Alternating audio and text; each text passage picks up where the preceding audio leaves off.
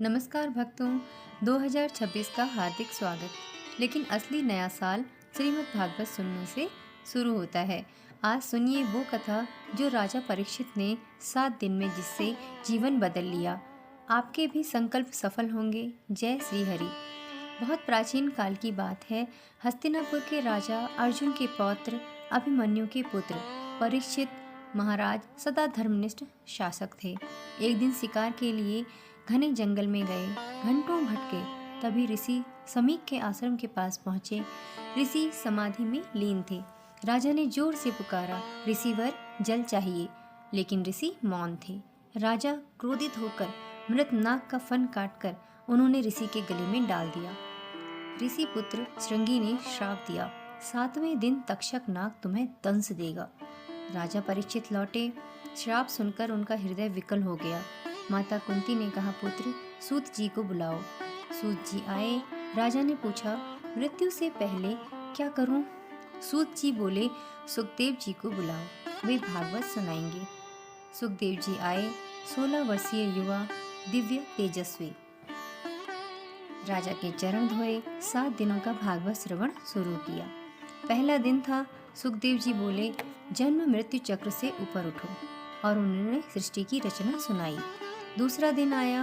उन्होंने कहा कि कर्म योग करो, यानी निष्काम भाव से कर्म करो।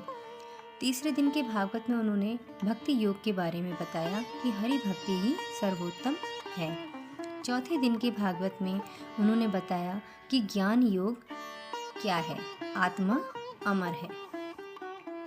5वें दिन उन्होंने विष्णु सहस्त्र नाम पाठ का स्मरण करवाया, और छठे दिन उन्होंने प्रहलाद के चरित्र की यानी भक्ति की शक्ति के बारे में बताया। 7वें दिन की भागवत में कृष्ण लीला का समापन हुआ। 7वें दिन संध्या के समय तक्षक नाग आया। सर्पराज राजा को डसने गया, लेकिन राजा परीक्षित मुस्कुराए। राजा बोले, आओ तक्षक, मैं भागवत सुन चुका, न भय न मोह बाकी। तक्षक दंश दिया। राजा ने अंतिम श्वास में हरि ओम तत्सत जप किया। चमत्कार, राजा का शरीर दिव्य प्रकाश से भर गया। सुखदेव जी ने कहा, परीक्षित मोक्ष प्राप्त हो गए। राजा प्रजा स्तब्ध। भागवत की महिमा गाई। ऐसी है राजा परीक्षित की कथा।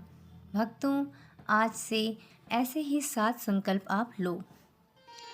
कल 3 जनवरी शाम 7 बजे माँ कथा अध्याय 1 आपको बताया जाएगा वीडियो में। तो आप चैनल को सब्सक्राइब करें, बेल आइकन को ज़रूर दबाएं। जय श्री हरि, जय बजरंग बली।